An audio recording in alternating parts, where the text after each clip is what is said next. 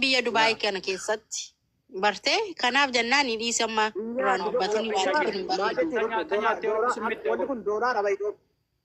Kummitti godha kan nyaatte Borimo sini biyya ormaa jirta balaa sirra ga'u immoo beektaatiin baata malee haalli namaa garatti deebi'uu hin beeku. Borbu waatii waa. Gabbee Oromoon jedhu gabbee Oromoon jedhu Oromoon kan waggaa torba guutuu biyya arbaa miti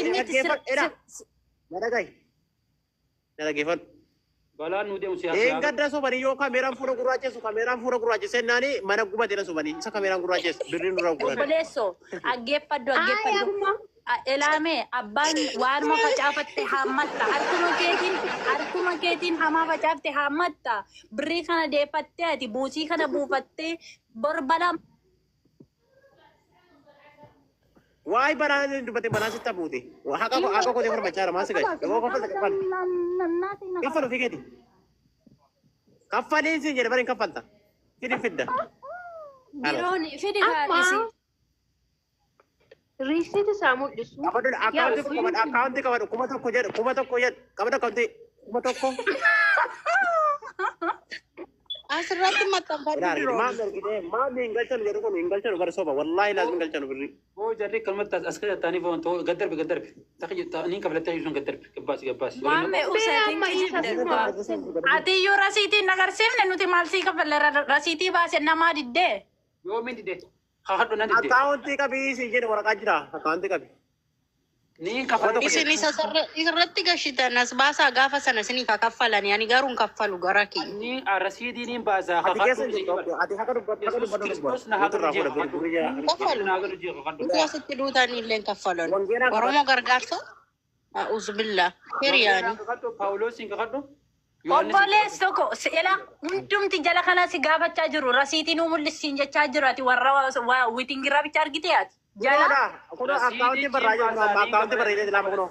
Niin kaffalajii kakadhu waadaa. Lalisee dhaggeeffatu siika kana ayyee mul'istaa. Dheerii mul'isa. Ayyee maal jennee siika kana. Yoo dhuguma gartee niin kafalajee kafaluu baadhee si ganee yoon kijibe Yesus Kristos na haganu jee kakadhu. Hin kakatiin intala maraatte Ilaasha seekan ballaare sila. Hin kakatiin ati kakadhu kan jedhu hin jiru macaafa keenya keessa een keessan dheeyaa ta'u waa'uun keessa waa ta'edha okay aki macaafa qulqulluu dubbifa'u. Indee akkamittiin see manaree kakachuu baattu. Wangeera nu kakadhu. Maxaafa wangeela maal beekta si jammar waa'ee wangeela maal beektu. Kakadhu wangeelli nu kakadhu si jedha boo girgirii baasitee kakadhu. Ni beeknaa beektiin jaalan beektooti. Simiti kan wangeela ni kasiisu si jammar. Ani siifin kaffalaa. Wangeelli kun na haa guddisu. Carraanaa kennameena. Wangeelli kun na dhageeffadhu. Wangeelli kun na haganu jireenya koo keessatti. Ilmoo koo dhalate naan guddatiin. Qoqoy. Waggaa koo garaa hin qaban salphadha. Wangeelli koo qoosaa miti qoosiin akka waan ofii mul'ise qaban. Waan jette kakatu dhageeffadhu. Nyaannaan si faayin. Deemnaan natti hin tolin Oromoon guutuu na abaartu jireenya keenya ibidda haa ta'u. Doomi maali haadha keenya abbaa keenya maali. Ooftaa maaloo daanda qabee namaa eessa nan qabadha. Daanda qabee. Geesheera gargaareera Carraanaa kennameena. Carraanaa kenname yeroo tokkona. Diroonni kennaafi. Ayyee dubbaduma jaallata. qarshii ergiteef jirtaa miti. Qarshii ergiteef sanii yaada laggeeffadha nana jalaa wacinaan dhugaa sitti dubbachaa jira. Qarshii ergiteef sanii risiitii maxxansi. Yookaan immoo foloo irraa qabna waan ta'eef ergi gara keetti namuma tanaa sumarraan risiitii kee guutuu dhaggeeffadha asinitti animaani wanni sodaatu itti hin jiru risiitii kee maxxansi asirratti wanni sodaatu wanni dhossamu tokko hin qabu birrii ergitee fi miti waada dhugan hayyee waada galtaa ani sobduu miti sobduutu kakata barra sobduutu kakata. Nama kakatu gonkumarraa fudhadhu sobduu miti dhugaan siin jechaa jira risiitii birriittiin kennitee maxxansi yookaniif immoo abbaa kanaas gootee akkanatti irraa haasoftanii amantaa keenyatti qostoota amantaan keenya gaafa arrabsame nu alaa arrabsame hin jennu. Birriin kee yoo dhuguma birrii ergite qooyina jala wacini ani dhugaa sitti. Gabbuu si booda sheetaan. Eedana burre kun. Maaloo saragaagame. Saragaagame moo yaala. Suutee atolfa. Gandummaa deemti kun bara. Elaa dhageeffadha. Gandummaa qabdi. Shira qabdi. Firii diinaa. Namni dhugaa dubbatamu hin jaallatu maa baaftani mucayyoo amma deebisuun. Waa'ee amantiitti maal eeguuti? Waa'ee amantii haasaa waa'ee Ani nama dhugaa dubbatu hin jaallattani sin deebisi ishee amma mucayyoo mal deebisi. intalli shira qabdi bitamtee dhufte intalli maa bitamtee dhufte ganni. filannoo qabaate dhugaa rabbi walluu deebisiitti yaa'u jechaan fudhatama qabu fudhanne jechaan fudhatama hin qabne gad deebisa. Namni ofitti amanuu maallaqa keessan niin kafalaa jee kakatu waadaa sin filannaa rasiitii gabbaa. Jammar maqaan isaayyuu ati otoo ergitee taate rasiitii sana maxxansite guddifte okee kanatti Rabbiin sinnisu yaa maqaan nama guddaa kanaan dhiisi gadi bu'u irraa dhugaa rabbiin sitti. Dhaggeeffadhu duroon ijoollee namantaa gargar Riifsiiti fi Dantaa keessan yaa garagalchaa kan barbaadde. Kiristoos amantaa gargaarichaa irra akka wal jalannoo wal kabajnu waa waliin haasaa turre beektaa waa'ee amantaa kanarratti. Waa'ee amantaa haasaa jira keessatti kan ijoollee gargaarichaa dhugaa waaqa booda isin qocca'in inni sun Wattuu qabbuun siin jedhan Kan waa'ee amantaa sitti keeti. hin kaasiyyoo barbaadde booda immoo wanti bira kufuun. Hayyoo Oromoo. Jedha biyyiin bara Warri waa'ee amantaa dubbattu warri waa'ee amantaa dubbu ofiisiitii hin saraattu bara kijibduu jechuun amantaa ofiin beektu amantaa namaa sun. Baay'ee dubbadhaa warri yaada qabdan amma. Harshiin keessiif kaffalamaa rasiitii kee maxxansi jala koomenti dubbifadhooti maxxansi warra gararraa miti warra gajjalla koomenti dubbifa oshii. Eenyu kafala? biraa olitti chaatti sheer godhaa wallaa irraa kaffaluuti. Itti gaafatamummaa eenyu fudhata? Eenyu fudhata? Eenyu fudhatee Biyya keessanii waan nyaattu isin waadaa galtanii hin nyaatama wantoota akka biyya keessaniitti isin maali nama eessaati isin? Nama Oromooti. Nama nuti Oromooti. ani maammeen kafa ijoollee kafaadha. Isin Oromoo miti baay'ee biyya keenyatti xiqqoo qaaniidha waan tokko waadaa galanii waadaa nama isin namarraa deeffachuun qaaniidha bara. Warra tufe arraabu keessa rabbiin na janaa baasu. Amiin naa jedha warri jala. Amiin. Amiin. Allahumma amiin. Ana doyya. Ila amma dhaggeeffadha. Warri waadaan nu galtanii rakkoon qabu. Keessaan risiitii tokko siif ergina. Akkaawuntiin ergina. Qabadhu lama akkaawuntiin koo kuma tokko. Qabadhu. Maal jaan joftaati mucaan na rasiita maxxansi kan maalii waadaa sii gannaa? Dhiironni bo'ee dubakaa kee jijjiiratteerta yaa rabbi. Azubillaa. Birri kabaal isaati deeffataadha. Kaganni adeen gara deeffachaa jira lubbu. Hayi dura maa gargaartee maaliif deeffatta ishii? Rakkoo maali? Deeffachuun qaba kanas. Mucaan fayyiteerti amma. Hin fayyite tabalaa. Fayyite gaafsa fayyaasiitiin Itti yaalamte miti mucaati sitti doore sila mucaan itti haa yaalamtu tani ergita miti. Eega fayyitee birrii deebuu qaba. Oromoo amma sina sirraa maasaa wanti taatanii balaa gadi birrii kana diroonii nurraa callisiisisaa maqaan nu nyaate diroonii maqaan nu nyaate dhugaa rabbii. Hannaan ka hanni Hussein ani dhugaa sitti dubbachaa jira. Ani qoosaan jiru, ani dhugaa jiru sitti dubbachaa jira. Immoo taphachuuf si faana dhufne. Ani sababaati kana maxxansiteen akka amantaan nama arrabsamus akka amantaan kee arrabsamu. Okay, welcome. Birri kee siifan kaffala. Risiitii kee maxxansi. Risiitii kee maxxansi asirratti. Birri kee anatu sii kaffala waan ta'eef. Risiitii kee. Waadaa galchee maamni waadaa galchee. Dhiironni waadaa galchuu dura ati risiitii fi waadaa galchuu.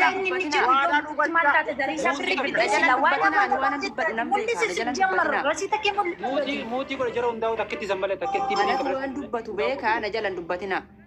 Waan an dubbadhu nan beeka. Dhaggeeffadhu obboleessoo. Alas birriin keenya garuu deemaa birriin keenya har'a garuu deemaa muutii qabda jiraan. Dhaggeeffadhu sittan himaan. Ani si faana taphachuuf yookaan qoosaa yookaan arrabsaa miidiyaa kanarra hin dhufne. Yookaaniif immoo waan biraa barbaadeeti. An dhugaa waaqa dhugaa sin jechaa jira. Risiitii kee atumti maxxansi. Risiitii kee asirratti naa maxxansi. Asirraan iskiriishuut godha. Nan dubbisa. Risiitii kee irratti anas sii galcha. Asaniin booda wanti ati asirraa ganni rees dubbattu wanti nama abbaa keenya si maxxansitee asirratti irratti qoosaniif hin jiru. Ani dhugaan sin jechaa jira qoosaa miti. Ani dhugaan birrii kee kaffaluuf ani dhugaa. Ammaan baasa ammaan baasa china baasi ammaan baasa. Maame. Waadaa galchi maamni kaffalta. Dhaggeeffadhu. Waadaa wayiitu galchi gurba waadaa wayiitu galchi. Risiitii mul'isu. Ani waan dubbatu na jalan dubbatinaas. Dura baa gargaartanii abbaa deeffatta birrii. Akkurat dabar faayidaan qabdu yaaki.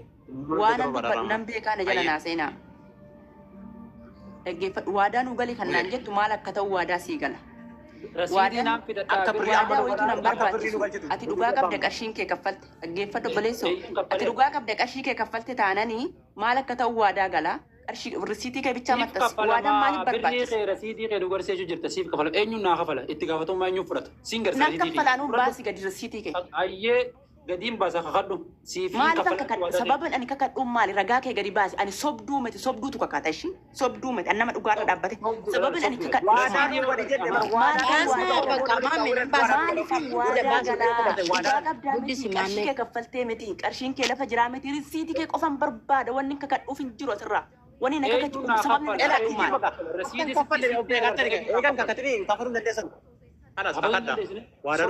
Dhaggeeffadhu.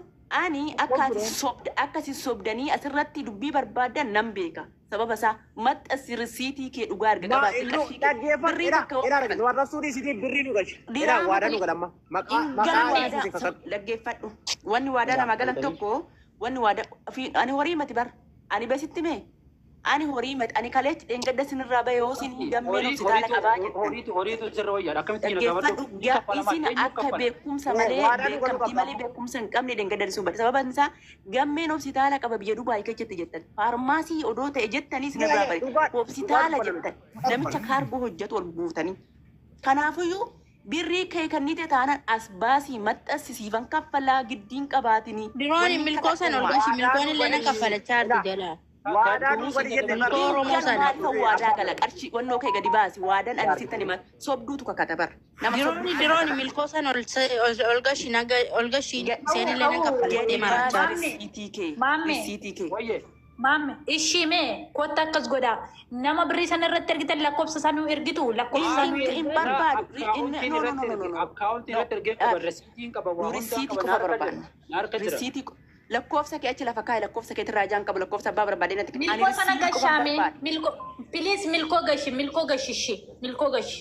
Risiitii qofan barbaada. Fakkeenyaaf lafa siif kaffalamaa nama naa Risiitii gadi sobdoota uummata walitti buusuuf miidiyaa amantaan kee warrabsame nama takka maqaan dheenka abbaa kana sirratti maxxansitee arrabsita waan ta'eef yoo ijoolleen amantaa kee arrabsite afaan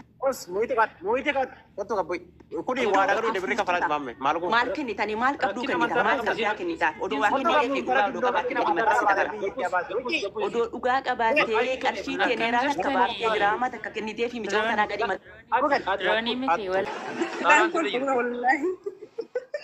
Rabbi naatu waanni sina waara rabban. Saara dongoratan maaliif dongore keessanii ani yeroon gastiifan waahii amantaa kiristaanaa hin tunneen galee asirratti xiqqoon kana guyyaa namni viidiyoo na waraa bar kan beektanii miti ani amantaa kiristaana akkasii sodosiin akkasii peenteen akkasii jenneen. Amantaan tuqnee jetta tsabala keenya kabajamaa amantaan keenya nu itti amannu bishaan jetteen kunuu waa amantaa tuquudha sii galee bishaan miti tsabala malee eeggattamanne immoo dhuguma nu fayyisa sii galee doroni. Eshi xaballi si fayyide xaballi erga fayyisuu ta'e maaliif dura xabalan geessin asuma allaan guurin. Mamme iskutati please mamme dudisi meeti malu. Jiraattee daftee kara tsabalaa dhatti garuu biyya ormaa jirti waan ta'eefu tsabala argachuu hin dandeenye kanaaf mana yaalaa dhatte sii galee odoo biyya jiraattee mana tsabalaa dhatte. Biyya galteesin.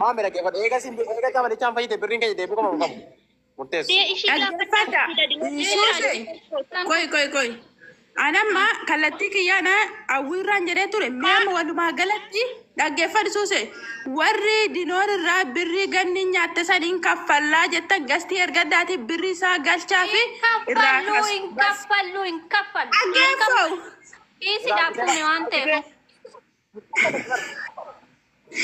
Atama an ergamaa amma dhaggeeffadhu gaaf sidii kaffalta immoo risiitii sidii baaset awwiin amma kootu siifan kaffaladhe kakadhee fi as gubbaa irratti baasenna sobdee as keessaa buutee baddee hin kaffalu siif hin kaffalu awwiin agaruu amma waliin kaffalaaf dhuftee amaxxansita awwiin awwiin dhusa baates nama takkaan kaffalina maaltu giddiidhaan kennaa jedhe nama takkaan kaffala. Ay, Suse, way Suse. Sani waa'ee amantii keessa na Kota mana nu banati dinori kamne ragganna dinori dhaqee mana bane si raggata qabee ana gochuudha. Dinori dhaggeeffadhu qoy saaraan iyyinati dinori si kadhanne bakka ol sossobuun immoo qooshiin baay'ata. Diroori miti. Girori. Lugo ol beekna maammee ati taa'e gadi xaasaa. Gambo deengaddee jira mana keessan kana keessa marachaa ture. Kana miti deemte. Maamme faatu maallaqa kennaa haras abuume. Maammee isaanii beekama raata. Kanas kan fide mamme fisuma isaan lama bicha fide bakka ta'e fidanii dhufan dhugaa rabbi waa kana bakka isaa fidanii beeku alcheen. Maal keessa ko Dinori kaase dhugaa waaqayyoo ana si tolitti bu'aa kaase. Rabbi kaase waan kana. Guruppiidhaan waan hin taane hojjenna. Kanaafuu immoo waan hin taane tokko kanarraa buusu.